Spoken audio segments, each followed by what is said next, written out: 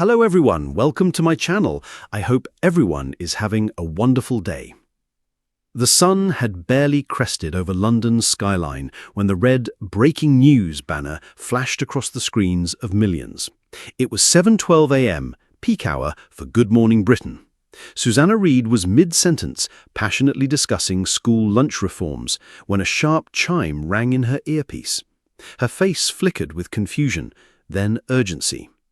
"We are just getting word of breaking news," she said, her voice faltering slightly, eyes darting to the producer frantically gesturing behind the camera. The screen cut away.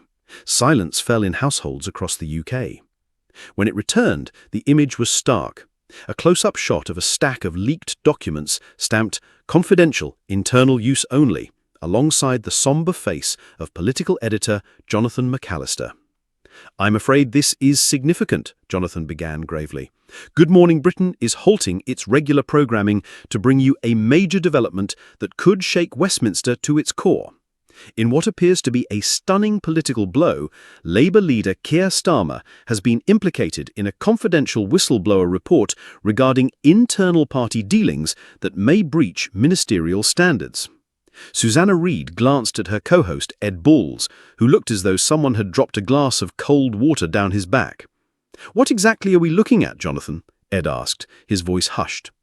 "These documents," Jonathan continued, holding up the sheaf of papers, "appear to show that Starmer was directly informed of an internal cover-up surrounding the mismanagement of funds earmarked for community rebuilding projects in the north.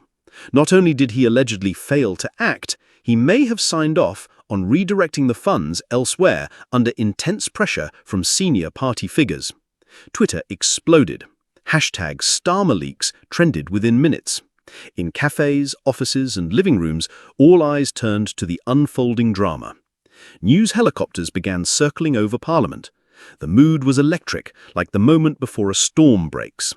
Meanwhile, at LHQ, phones were ringing off the hook. Starmer, who had just sat down for his morning coffee and briefing, looked out the window as his aides stormed in, white-faced and breathless. "Keir, it's Good Morning Britain. They've halted the broadcast. It's about the documents." He didn't need to ask which documents. The very phrase chilled his spine. Back in the studio, Susanna asked the question on everyone's minds. What does this mean for Starmer's leadership? He's leading in the polls for the first time in months. Could this derail everything? "It absolutely could," Jonathan replied. "If these documents are authenticated, and early reports suggest they're legitimate, we could see calls for his resignation by the end of the day. Labour sources are already scrambling. Shadow cabinet members are refusing to comment." Then came the twist. A new image appeared on the screen. A handwritten note scrawled in blue ink, unmistakably in Starmer's handwriting. "Make sure this stays quiet. We'll clean it up after the election." Gasps echoed across social media like a sonic boom. By 9 a.m., Downing Street had issued a brief but explosive statement. "The Prime Minister is deeply concerned by today's revelations. Trust and transparency in leadership are paramount." For the first time in years, political momentum, hard-won and delicately balanced, teetered on the edge of collapse. The man once hailed as Labour's quiet revolution had become its greatest liability. Back in the studio, Susanna Reid sighed, glancing at the camera. It's going to be a long day in British politics. And somewhere in Westminster, Keir Starmer closed his notebook, the storm outside finally matching the one in his mind.